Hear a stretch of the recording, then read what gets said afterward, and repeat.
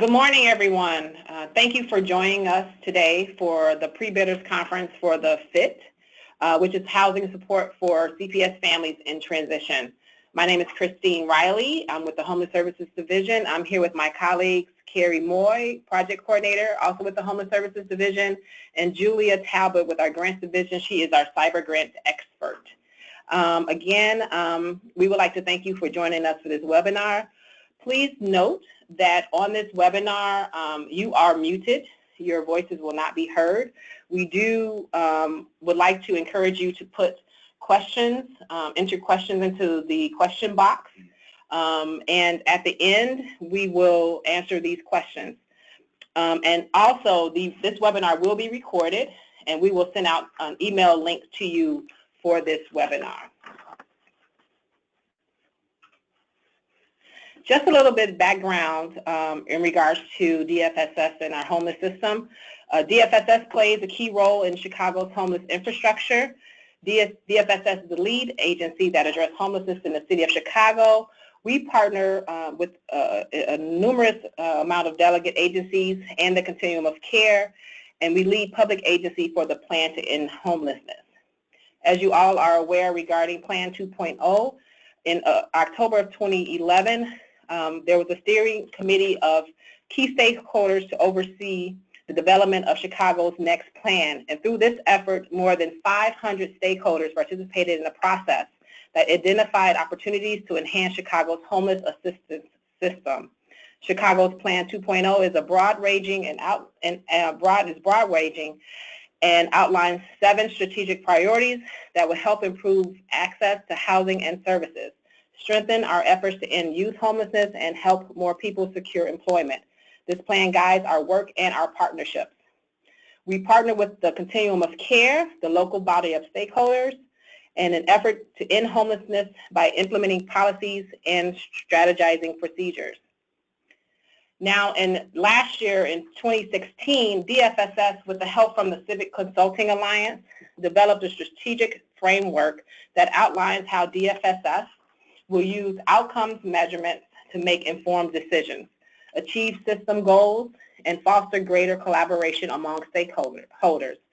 Outcome-oriented models that focus on how people live better off after receiving our services.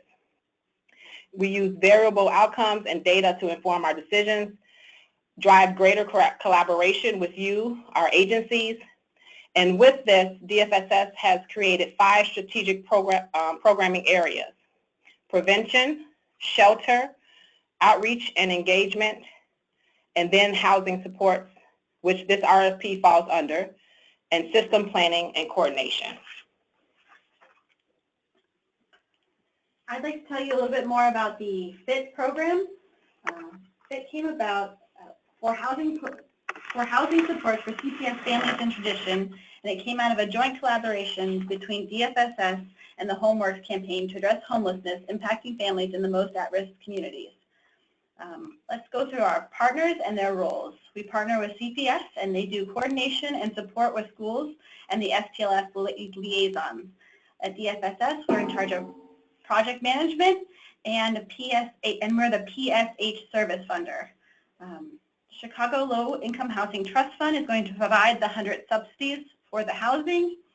The Corporation for Supportive Housing is doing system facilitation and the housing navigators. And then the Chicago Coalition for the Homeless is organizing support with families and advising on the project implementation. Funds for this project are coming from the City of Chicago's surcharge on the housing sharing industry. A lot of people talk about this as being the Airbnb money. The primary goal of this project is to connect 100 families with permanent supportive housing.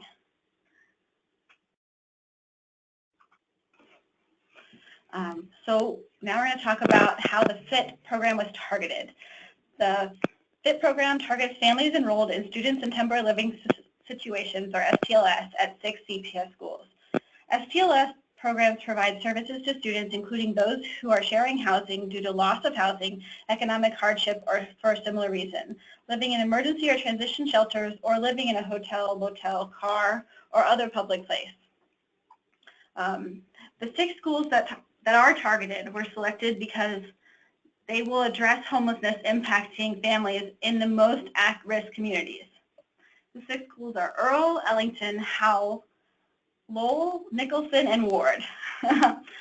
Any families meeting STLS eligibility in those schools will be assessed. Families will be prioritized for housing based on the Vulnerability Index score via the Coordinated Entry System, a standardized assessment tool. So what's different about this program than our regular programs is that families may be living in shelter or in doubled up situations. So doubled up situations will count. Let's just briefly go over the timeline we have for this program right now. And it's a general timeline and it's not set in stone, so this could change as we need to address things that happen in the field. So already in June, we finished this. We met with the families while kids were still in school to collect permission to contact forms so that we would be ready to go before our school starts next year. And in July, we released the RFP and we're going to begin coordinated entry for families. In August, the housing providers will be selected and outreach for families will begin assessments. Sorry, and outreach for families will begin and we'll begin assessments. In September, school will start and we will continue with outreach and begin matching people to housing. And we hope in late fall that people will be housed.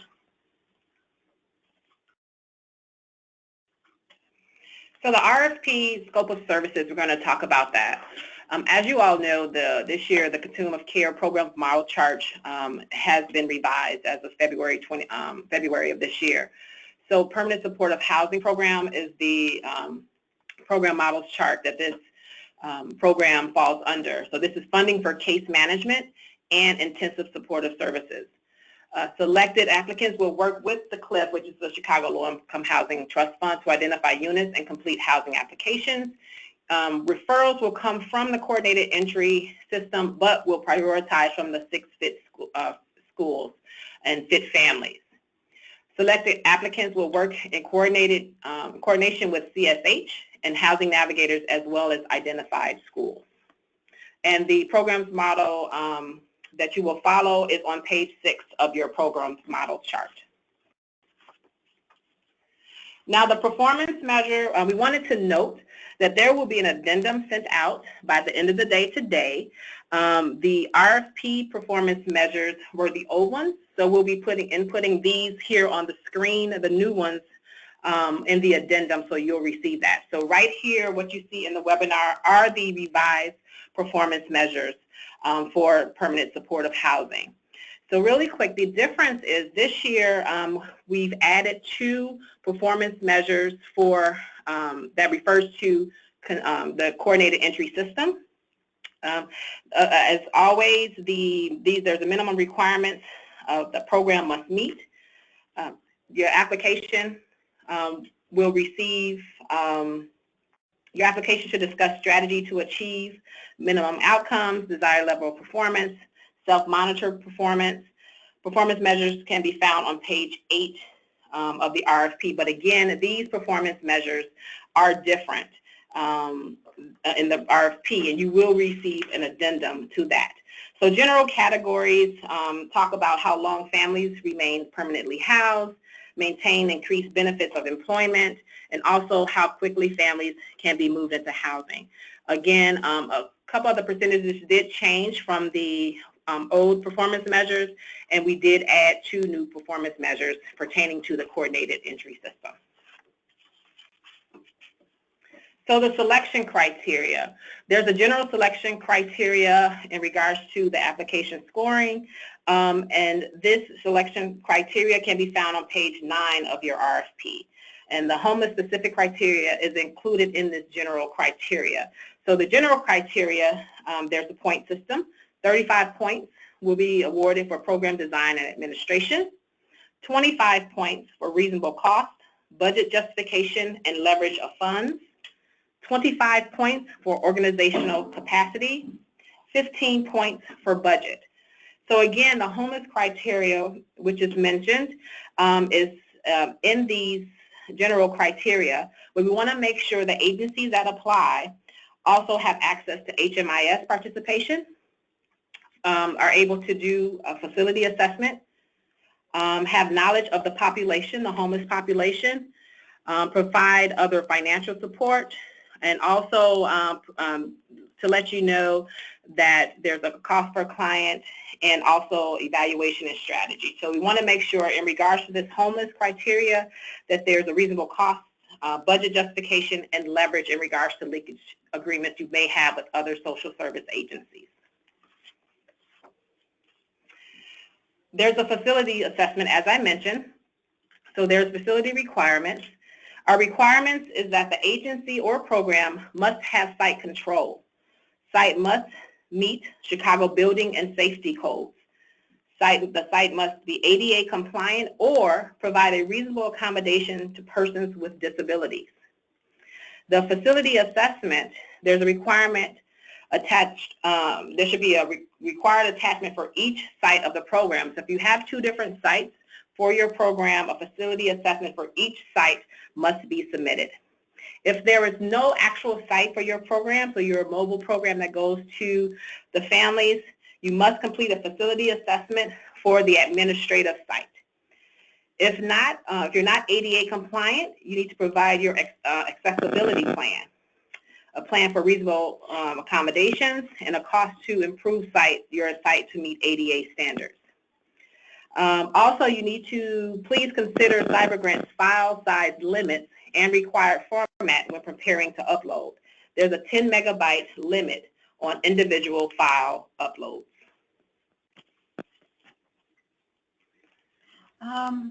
Let's quickly go over the timeline for this RFP. It is due on July 24th by noon, no later. July 31st, we hope to be able to notify applicants, and in August, the contracts will be executed. We hope for service to begin on August 1st, and reimbursement payments will come after contracts. So the contract term, the term for all the contracts awarded with this RFP will be from August 1st, 2017 through December 31st, 2018. This is based on funding availability. DFSS may extend contracts for 1 additional year. DFSS will allocate a total of $437,000 for awards under this RFP at a fixed rate of $7,500 per family per year for a maximum of 100 families. So when you, in your application, please submit a 12-month budget for this program. Again, please submit a 12-month budget for this program. Okay, this is Julia Talbot. I'm going to talk to you about Cybergrants, which is the program that we use to manage our applications. So to get to the Funding Opportunities website, you can go to the DFSS website, or you can go to the Office of Budget and Management website, which are both listed on this slide. Through those, you would get, and through the RFP document itself, you can go to the application link. The best way to get to the application is to go through this link.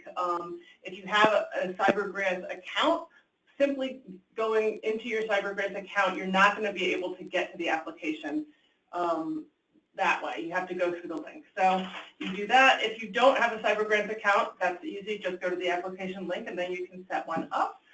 So that's basically how you're going to get to the application, and now we can go to the next slide. And that would talk about how, well, on the Funding Opportunity website, they talk about, we have instructions about how to register as an agency if you haven't already. It's pretty straightforward, or in how to submit an application. If you need cyber assistance about Cybergrants or problems that you might be experiencing specifically on Cybergrants, you can email Cybergrants themselves, and it will take 24 hours for them to get back to you. Or you can go into the RFP and you can call me, or you can email me, and I will get back to you sooner. If it's something with Cybergrants that's like a computer problem that's specific to your computer. Cybergrants is you probably are going to want to put in that ticket with the cybergrants.com website, email. If it's something like I don't understand, or it's more like you're having problems understanding the instructions, please call or email me because I can help you with that. A few other tips about Cybergrants that you should know. One is that the Cybergrants works best on a Firefox or Chrome browser. Specifically, it really doesn't work very well on the Explorer browser. So I highly recommend that you do not use Explorer, that you use Chrome or Firefox to access and to work in Cybergrants, because that's where you're going to get your best results. I would also say that sometimes it takes a bit of time to upload documents to Cybergrants, so I very, very, very highly recommend that you not leave this application to the last minute. There are all sorts of workarounds that we are more than happy to try and figure stuff out for you in terms of your submission and your application. We are always excited to have people apply for all of our RFPs, but when you call us at 11:45 on a system that's going to shut you out at 12, we do not have as many options as we might like to help you out. So I would suggest, I highly recommend that you do this application earlier, that you upload your documents earlier, and that if you're experiencing problems that you email and reach out to me specifically or the people listed in the RFP directly earlier. Really, hearing from you at 11 o'clock when the application closes, and once it closes, we cannot reopen it. We cannot accept late applications without reissuing the RFP. So without hearing from you, if we hear from you, we know that you're having problems, we can come up with workarounds. Once that application closes at 12 o'clock, if you haven't hit submit, you are not going to be able to actually be evaluated. We cannot accept your application, and we're all going to be very sad ultimately, because we want you to apply, you want to apply, but hearing from you with only a little bit of time on the clock is not the strategy to go for here. So I can only say, try to give yourself 24 hours. Pretend that due date is 24 hours before it really is, so that you can work through any kind of logistical problems that you're having. You can check all the stuff that you need to check. I've written enough grants that I know that it is kind of a big ask to say, try to think about doing it 24 hours before, but I also know that every time we do an RFP, there are a certain number of people who really wanted to apply that for whatever reason didn't get it in on time, and we're not really set up. We really cannot accept late applications. I can't stress that enough. Additionally, if you have a late application for whatever unfortunate reason, we do pull diagnostics and information about that. We can see when you opened your application, we can see what state your application is in prior to submission if we have to, and so I would also suggest that if you are one of those unfortunate people that did not submit but would have liked to submit, we can see if you started the application the day before. We can see that your application is far from finished. So those are not valuable excuses or meaningful excuses to us any longer. Other than that, I think that's probably all I have to say about Cybergrants, except that we're really looking forward to seeing your applications. Do stuff early, call or email us. Call or email me. My number is 312-743-1679. I think it's in the RFP. It's easy enough to find it on the internet. But please reach out and let us know whatever problems you are experiencing, and earlier is always better. And good luck. So final application tips for you. Please review the Permanent Supportive Housing Program model. Its names, descriptions, and/or outcomes have changed. As I mentioned earlier, the performance measures for the Permanent Supportive Housing model has changed. So again, we will be sending out an addendum this afternoon to you for that. And the performance measures in this presentation are the correct ones. Applicants must select permanent supportive housing when you submit your application. Please review the questions prior to starting your application and make sure you address the question in its entirety.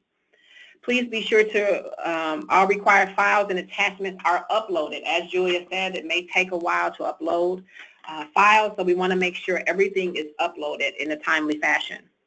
Once you submit your application, you will be sent an email confirmation. And please keep this as a receipt of your submission. We want to make sure you keep that just in case something happens later on down the line. The DFS Homeless contact is Maura McCauley. She's our Director of Policy and Planning for Homeless. Her phone number is 312-746-8610, and her email is mentioned here, maura.mccauley@cityofchicago.org.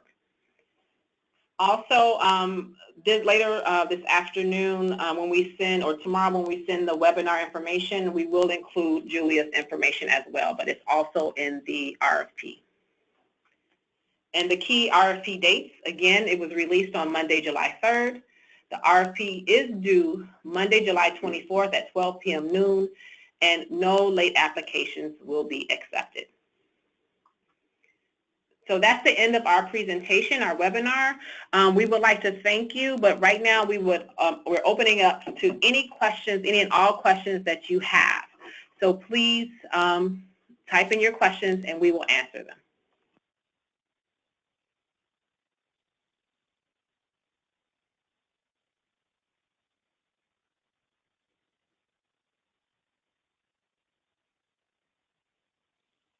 The first question is, at a rate of $7,500 per family, it doesn't seem like there's enough money allocated to this RFP to fully fund.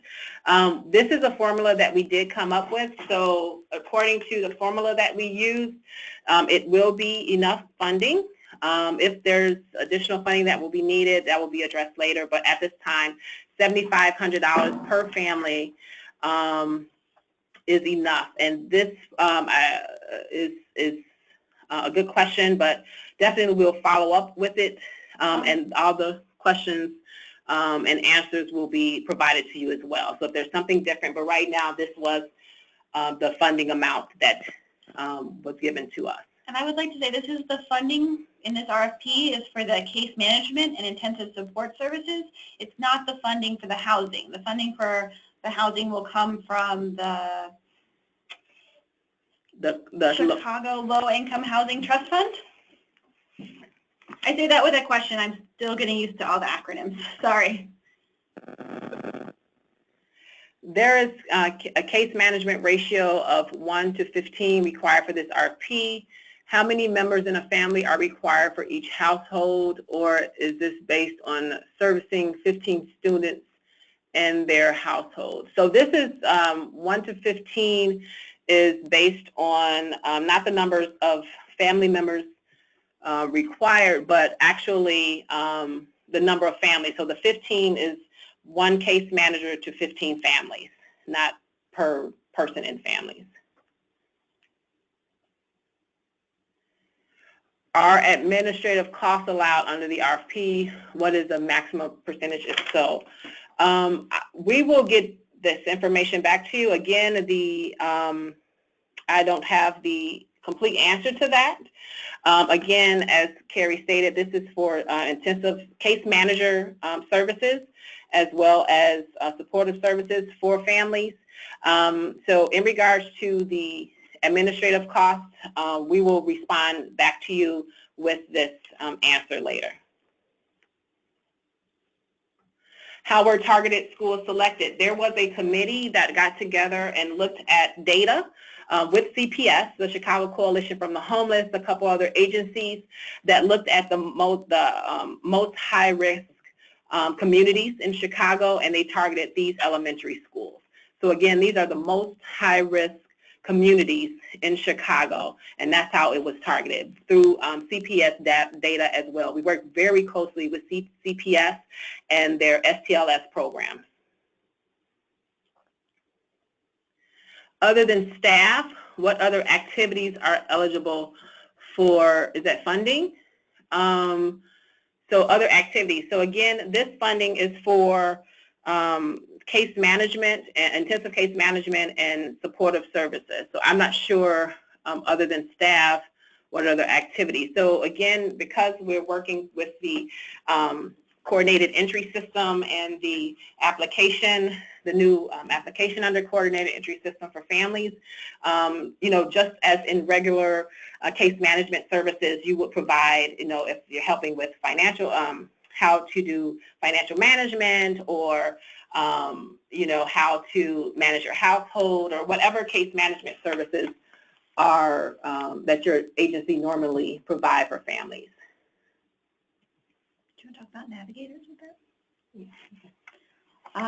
Also, with there will be housing navigators provided through CSH to help match families with housing and get them into housing. Is that correct? Yeah. Okay. If the contract will be for 16 months, oh, can you go back to that last one? I think it said something, if the housing was for 16 months, why are you submitting a 12-month budget?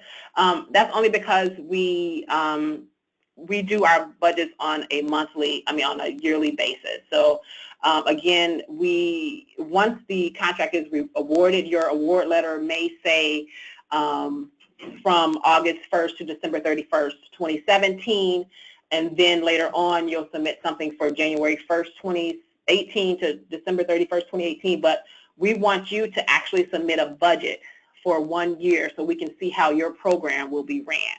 So that's why we're asking for a 12-month budget as opposed to a 16-month budget.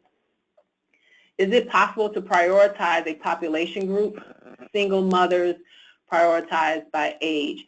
Actually, again, this is based on the coordinated entry system, the assessments, the new assessments, and there is again, it's based on the vulnerability index.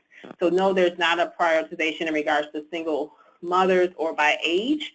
As you all know, if you're familiar with the assessments right now, if there is a mother currently who is under the age of 24, they are actually able to now, with children, they're actually able to now do an assessment under the youth assessment with coordinated entry system.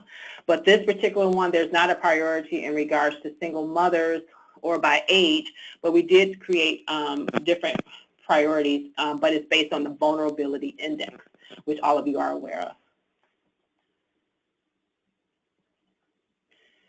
Can you please discuss the required letters of support? It looks like Cybergrants is requiring letters in 2 separate areas for a total of 4 letters. Is that correct? From the last RFP, I thought it was only 2. For the last RFP, it was only 2. This is, this is a glitch that apparently wasn't addressed in from the last RFP, because we build our application questions off of other application questions. If you are, if you were seeing 2 separate areas, then you can upload the same, just upload the same letters. Not a big deal. But thank you for pointing that out. So you need 2 letters. So you do need 2 letters, right? That's what you guys require. And if you have to, there might be 2 places that ask for it to be uploaded, and so just upload the 2 letters in the 2 different places. Are the client families required to meet Cliff rental co-payment guidelines, especially zero income to 1,500 AMI, being required to pay 200 plus electricity to a bedroom? For 2-bedroom and $220 plus electricity for a 3-bedroom. Are these families being required to be chronically homeless? Are these families with permanent disabled head of households?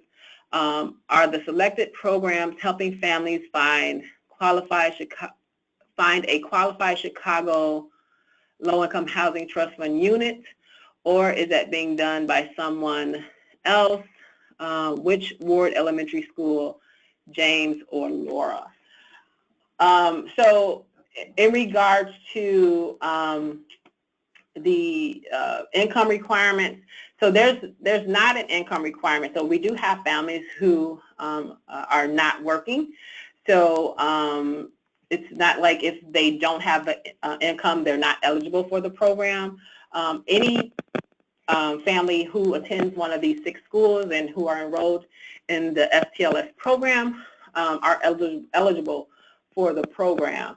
And the agency will work closely with the Low-Income Housing Trust Fund.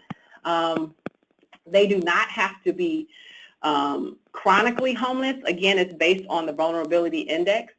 So again, it's 100 families. And with the applications that we received, they will be based on the vulnerability index. And it says, are these families with permanent disabled head of household? No, that is not a criteria in this RFP and with this program. The permanent head of household does not have to have a disability. Again, are the selected programs helping families find a qualified Chicago Housing Trust unit? That will be a collaboration. Again, the trust fund will actually provide the subsidies, and then the case managers will work with the housing navigators in regards to, and of course the families to find a unit. But the subsidy is actually through the trust fund. Are selected, let me see, what's the other? I want to make sure I'm getting all the questions. Oh, which ward? Oh, which ward? I believe it's Laura Ward. It's, we will make sure we answer that, but I believe it's Laura Ward. But we can get that information to you. Will this be following, again, the typical CLIF model where the subsidy of the units stay with the units, or do you have to locate the units? No, these are not already pre-identified units. Again, the families will have the opportunity to look at different units, and then the trust fund will work with the navigators and case managers in regards to putting a subsidy on that unit. So these are not already pre-identified units. We want to make sure that families have choice. Also, will the subsidy follow the client or remain with the unit? The subsidy will be able to follow the client. What are the match requirements, if any? I'm not understanding the question in regards to match requirements. If you can ask. Usually we have a cash, we require an income. Oh, is this for a client or for the agency, the match requirement? We're going to look in the RFP right now and see what the match requirement is, and then we can answer that for you. Will grantees work with the schools directly or only through CES? Will schools provide support with outreach or contacting families? Yes. So the agencies, what we've done in regards to the timeline that you saw earlier, we were able to speak to families, and they were able to sign permission to contact forms. So this form gave our agency and other agencies involved saying that they're allowing us to share this information. So the agency will work with of course, the coordinated entry partners, but also the school. So the schools will be a partner in providing outreach and contact with the family. So that's why we've already started this process in regards to getting the clients to fill out the forms, letting us know if they're available, any emergency contact numbers to reach them. But yes, you will have access to the schools as well if there's any questions. Just to confirm, housing costs will not be covered under this RFP. So the costs, again, are for case management services and supportive services. So the housing, actually, subsidies come from the Low-Income Housing Trust Fund. Will new housing be located within the same communities, or will families be relocated to other areas? Again, this is a choice. We're not, telling families that they have to live in a particular unit in order to be eligible for this. Again, it's about choice and what area. Because we're assuming that because the child is at this school that they will want to be closer to the school. But no, we're not telling families that they have to relocate to other areas. Again, we want to find the best fit for that family and what fits their needs. As housing is being provided by the CLIF, are there any bridge units or temporary housing options while families are waiting for units? Well, right now, all the families that we're working with, as Carrie stated earlier, are either doubled up or they're in shelters. So we are not providing any bridge units or temporary housing options. We have spoken to the families in regards to their current situation, but we're not offering any bridge units or temporary housing options while families are waiting. They're currently being doubled up or in shelters right now. Will you provide a form for the ADA facility assessment? I believe that's part of the, that form should be in the RFP and on Cybergrants. I can check for that, but there should be a link for the facility assessment. We'll probably email that out. I'll make sure if that's something that you can't find, I can make sure that's attachment. We can attach. I'm sorry, I'm just making a.